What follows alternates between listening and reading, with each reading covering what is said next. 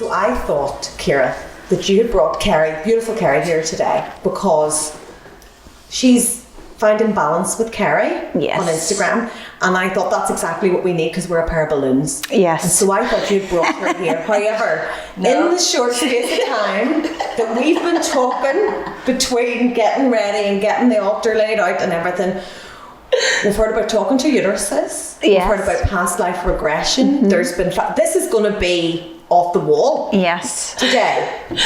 You're very welcome, by the way. Thank you. So, Kerri, I don't even really know where to start. We'll start with you now. Okay. What do you do? Well, try and make yoga fun, accessible.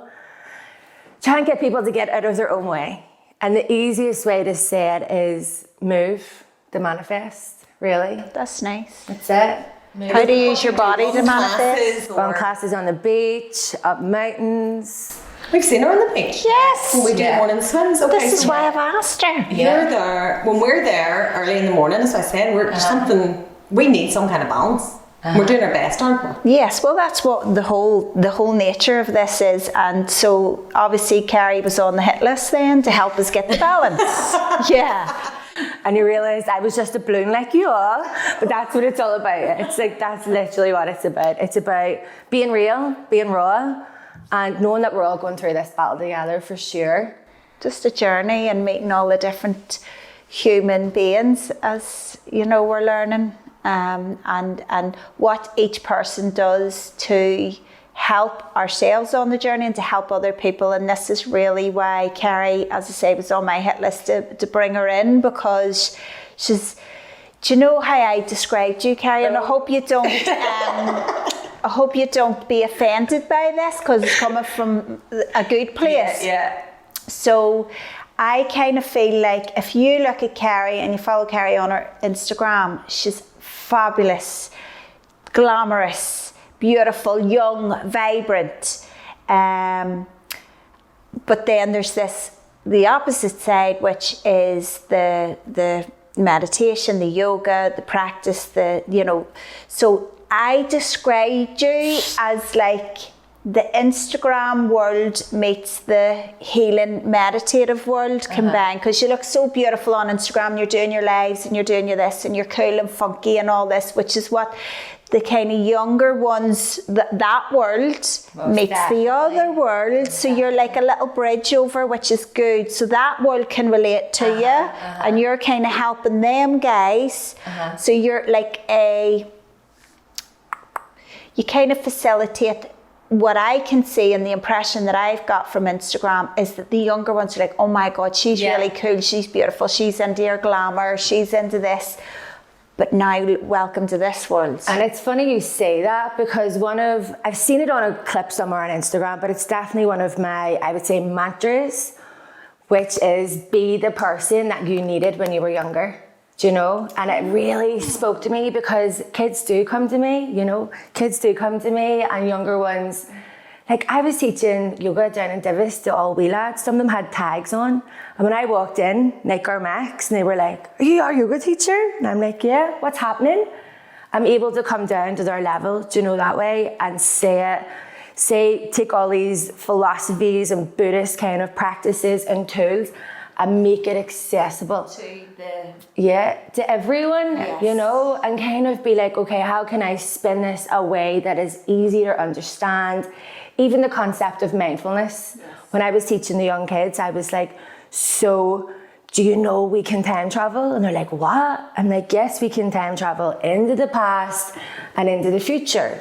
And I'd say, so why whenever we time travel into the future, do we think, oh my God, something is like, going to be frightened, or something's going to get me, or we think the past experiences and think of fearful things? We're constantly time traveling. And when we do that, we're missing our life in the moment.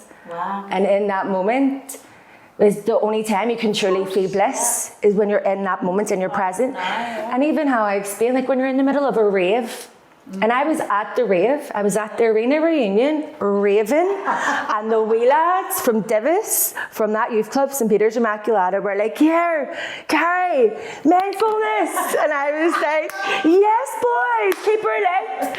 And I was like, "That's what it's about." And I said, So you're a hybrid of them two worlds, which is what we need, because I think, you know, and what we and Kate's trying to do with this programme is try and the bridges from the mindset of whatever, like people going, "Oh, it's weird, oh, she's into all," like God love him, I love you, Daddy, if you're watching this, but say, what's all that stuff you're doing, love? What's all that about? And the kind of out whole of mindset. interest now, though? Is it because he's seeing you evolving? Because people used to judge me, and now they're asking me. Yes. So I can see this collective kind of waking up. People that used to be like, "Oh, you're talking about the moon and crystals," and now they're like, "How do they work?" Yes. You know, so there's definitely a shift happening. I'm Yeah. like, "Oh, you want to ask me now? Come on, sit down." Yeah. So you obviously now you teach yoga classes, but you teach self-awareness, did you say, or what? Mindfulness. That's my main thing. So I've been studying trauma, obviously mindfulness, meditation, manifestation. The secret was, I had The Secret over 10 years ago, but I've went so much deeper into that. Of course. It's just the secret, I always say, it's just like the opening. It's the introduction. The door to the doors. Yes, the doors. But one of your classes is Move to Manifest. All my classes, my classes are self-awareness, conscious connection to breathing, very much an inside job. The fact of the matter is, and you kept on using the word bridge, right? And that's something, because I'm very much trauma sensitive right now in terms of recognizing, and it's a very easy way to say it. Trauma creates change that you didn't choose, okay? And people think of this whole healing thing as voodoo, I'm going to heal you. It's not. Healing is creating change that you choose, okay? So it's changing that kind of from, are you going to be a victim of your past, or are you going to come in and be the conscious creator? So breaking free from these loops. And you can't do that not unless you're first self-aware, and you can't be self-aware not unless you're consciously connected to your breath, because the breath is the bridge between the mind and the body. That's right. Yep. So once I started doing this, this just started coming to me, it just started rolling, and I was using visualizations of light and clearing energy. This was very intuitively. It was almost just coming through me when I was teaching. And then I was like, okay, so if I know that manifesting, you can amplify love, connect with love and gratitude throughout the class. And if at the end of the class, we've almost unraveled all these emotional knots, we've went inward, we've had the courage to face ourselves. And with that risk comes reward, because we've made the unconscious conscious, the things that have been annoying us, you know, those things that we've been procrastinating, self-sabotaging, all of those things, bring it to the end of the class where we feel free, where we've consciously moved. And then we're at that elevated frequency that we can bring forward what we want without fear, just with pure love. And it's kind of unraveled within the past couple of years. This will be coming up for 3 years I'm teaching now, and it's what I want. And it's almost what I've been calling it is spiritual alchemy, because we are taking the heaviness and transmuting it, facing it, and then bringing it into light with love, but also looking at the dark sides as well. And we need that. We need to look at the polarity, you know. Can I bring you back to something you said? Because you said it quite quickly, and I didn't really fully understand what you meant when you said, I've been visualizing with light. Is that what you said? Yeah, so what is that? So at the end of my class specifically, so usually in a regular yoga class. Describe a class then. So regular yoga class, breath awareness at the start to get you present. Moving through different asana practices, depending on what time of day it is and what you're kind of targeting for that day. Poses. Yeah, all the poses, the asanas, the movements, the stretching. There's all different styles as well. I know, that's going to be sneak on the go, right? So conscious connection to breathing. And usually at the end of the class, you will come down into what's called Shavasana. You have a guided meditation or something along those lines, or maybe just play music, depending on the teacher. But what I've been doing at that time is getting people to visualize white light. So actually getting the white light, visualizing it through in their mind's eye and expanding the light. So keep on expanding the light and feeling the feelings that they want to feel, because it's about the felt self. This isn't just cognitively. You know, we've got 3 brains. So it's feeling... 3? 3, yeah. We're looking at We've got our heart, our gut, and obviously our thinking analytical brain. So it's our intuitions, our gut, our hearts, our empathy and gratitude. And our heart's basically the strongest one, because for us to manifest, we have to feel it. It's not just thinking, we have to feel like we already have it. Feel that excitement, feel that love. It's a vibration, it's an energy, and I know it sounds very out there, but it's how it works. It's the least out there thing that we're going to cover. But let's talk about manifesting then, because I know a lot of people kind of will have heard of that, or maybe some people haven't heard of it and they don't know, you know, if you haven't read The Secret or if you haven't listened to sort of various podcasts about, you know, attracting, the law of attraction or whatever, you wouldn't know. So make it simple for us. So in terms of manifesting, it's just recognizing that is your human right to consciously create the life that you want and you deserve. That's a beautiful way to put it. Yeah. Mm-hmm. And we are the conscious creators. And when I use the word conscious, it's just present in this moment, because you can only ever fully feel joy and bliss when you're present.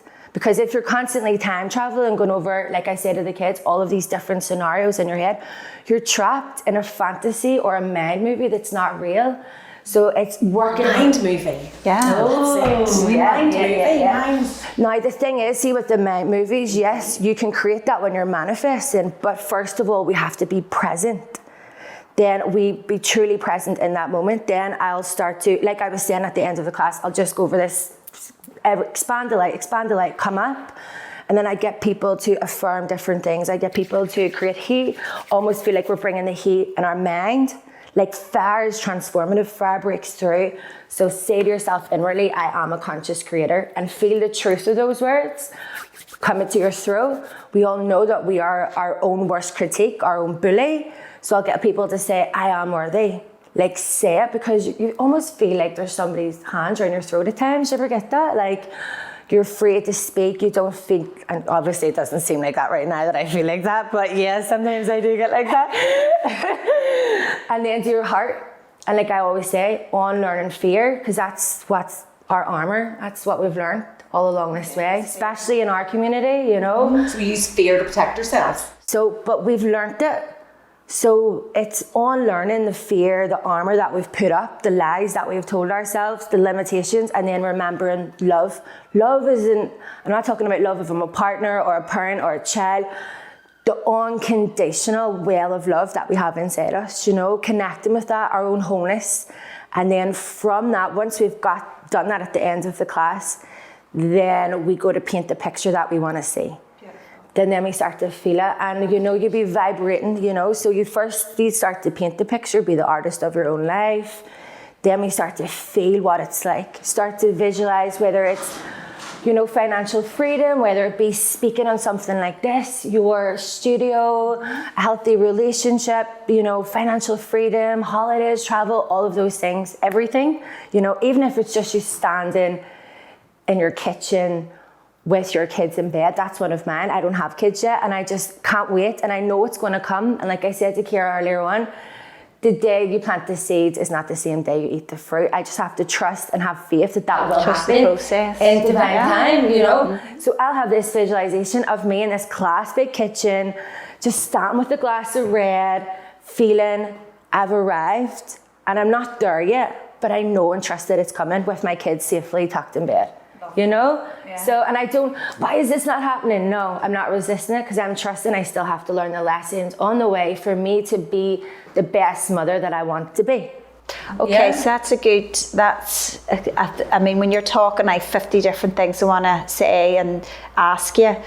But just on that, so the mother thing, so tell us a little bit about how have you come to become, what was your journey slightly as to why you wanted to become a yoga teacher and to help people to see this thing. And just before you answer me, so anybody who's kind of watching this stuff going, what the heck are they talking about? It really is like a language.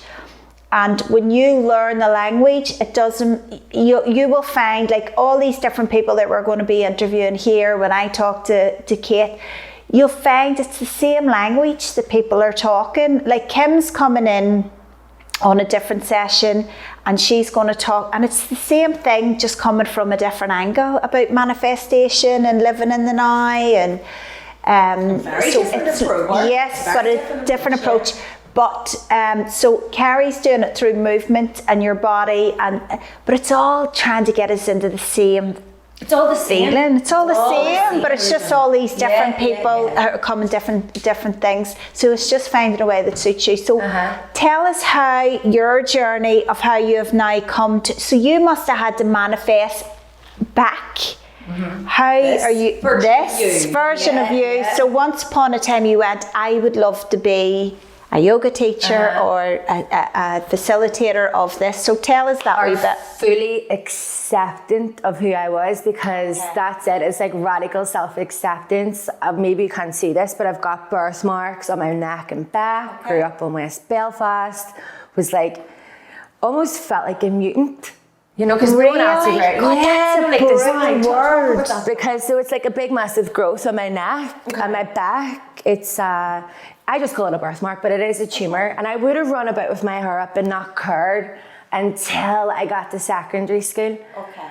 And that summer, going into secondary school, I was So as a child, didn't bother you? No, because it was carefree, and I was big, and I was like, you know, what? You did freedom of childhood. I went either way, you know. It was like, I'm either going to be the recluse or I'm going to be, you know, far out there. And that's the one that I chose. Wait and see. Which one you chose? But that's survival age, you know. That's how I survived, and I wasn't going to go inward. So I suppose I've always had that kind of stronger mentality, but still strong, but still so sensitive. Whoa, like so sensitive, like crying. And I've always felt people's emotions. Like I would be standing in like a shopping market or something and be like, you know, I just feel for that old person, and maybe get so over emotional to the fact that I thought I was bipolar and stuff, you know. But you mentioned that one before, but you know, it's just, and now I use it as a gift, the fact that I'm sensitive to energies, you know. Another word for people use the word empath and stuff like that. So,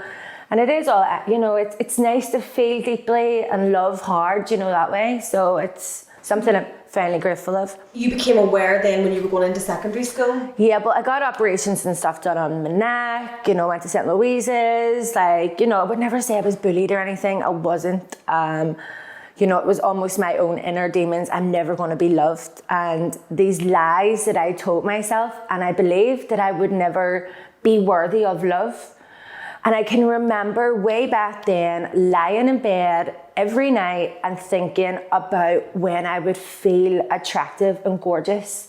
You know, like, but that happened for years and years and years, and never fully accepted it, always hid them and had fake hair like I do now, you know. I still hide them, but I've showed them on my social media. As of just last year, I felt so liberated, and that was after I'd done 2 weeks stint in doing ayahuasca in the Amazon. I was like, no, I'm not hiding behind this anymore. Okay.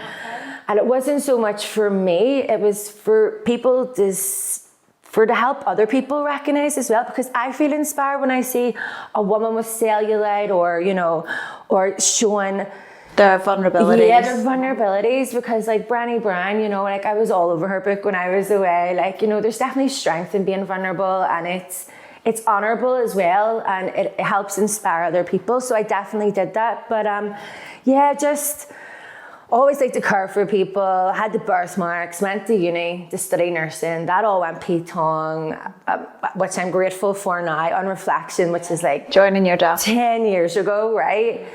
But that was my first big, massive trauma in terms of falling into a depression. Was on. You didn't know what direction you're like. I was just numb. And that's what trauma does to you. It completely, and I've learned about this, it literally, your mind and your body, that connection, it literally tears it as a coping mechanism to help prevent you from feeling pain, but at the same time, to help you from feeling pain, you can't feel pleasure. So I was so disconnected. So that bridge between my mind and my body was severed. So then you're constantly I get chasing that. That's a really good way to. It is. That's what explain happens. it. Like, you know, that's what I've been studying, and that's why in my classes, they are trauma sensitive, because even CBT in itself, I went to CBT, but I think that's incomplete, because CBT just works on your thoughts, right? But see, the fact of the matter is, trauma is imprinted in our body. You know, it's there, it's imprinted in our body, and what your mind forgets, your body remembers. Dis-ease. We have to feel these emotions, you know, we have to feel the dis-ease, and it's a lot of the study that I've been working on now is somatic experiencing. So you were speaking about the Ho'oponopono prayer, which is quite somatic, because I get people to do the Ho'oponopono. I'm sorry, please forgive me, I love you, I thank you. Like, I'm sorry, having these waves of sorry, like these waves of like forgiveness for yourself, for all of the times you messed up, all the times you procrastinated, all the times you self-sabotaged. Please forgive me for doing that. You are going into those felt emotions. There's so much power in it. It's because you're going into the felt self, not the thinking brain. Because that's why it's so powerful. That's why I've been doing it in my rebirth workshops. And you're crying, you know, all those times that you never set healthy boundaries. We all do it, especially people, all the times we let people take advantage of, all the times that we never stepped into our power out of fear. I'm sorry. You know, like you're saying this to yourself. This is healing, radical forgiveness, healing, and then I love you at the end. So tell people watching, Kerri, how does that feel when you started to really do this work? Tell I have to do this, whether we have to tell everybody else. Yeah. I said, that was it. Right, you were so... That was it. Right. So basically went on these messed up my university, you know, that came back, was in Scotland, came back for 6 months, worked in a call centre to get a bit of money together. Was like, okay, I'm going to go to Australia, which I should have been going to Australia, qualified nurse. So that was even a hard pill to swallow. That had been your plan then. That was my plan. Yeah, that was my plan. I was going to do aesthetics, you know, all of this, which I'm so happy on reflection, God knows what way I would have been now, because back then I definitely had body dysmorphia. I didn't accept my body for what it was, for the birthmarks, that how I looked. So I really think if I had to be qualified as a nurse, I would have been injected in my face. God knows what I would have ended up looking like. So I kind of see that. Yeah. Maybe that wouldn't be what happened, but I would think that's what way it would have happened. You think you wouldn't have had a balance? You know, sometimes it's fine to do that, but it's just how much you would do. I think of where I was mentally and physically in my own journey back then, because I just left Belfast. I was a rocket back in the day, you know. I run about,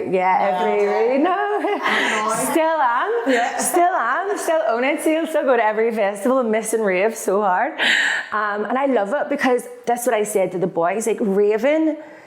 Dancing was my first escapism. It was presence. It was pure presence, pure vibrations, pure love. And we're dancing and we're stomping and we are primitive beings. I love it.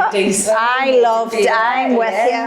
What the 90s? We've still got more opportunities. Yeah. Come to Burning Man with me next year. Yeah, well, yeah. We need to talk about. So we went. You were going to go to. You did go to Australia. Yeah. So I went to Australia. I was only supposed to be away for a year. But still off the back of being depressed, because it was only like about a 10-month interim of basically 4 weeks before I was going to be a qualified nurse. It all fell through.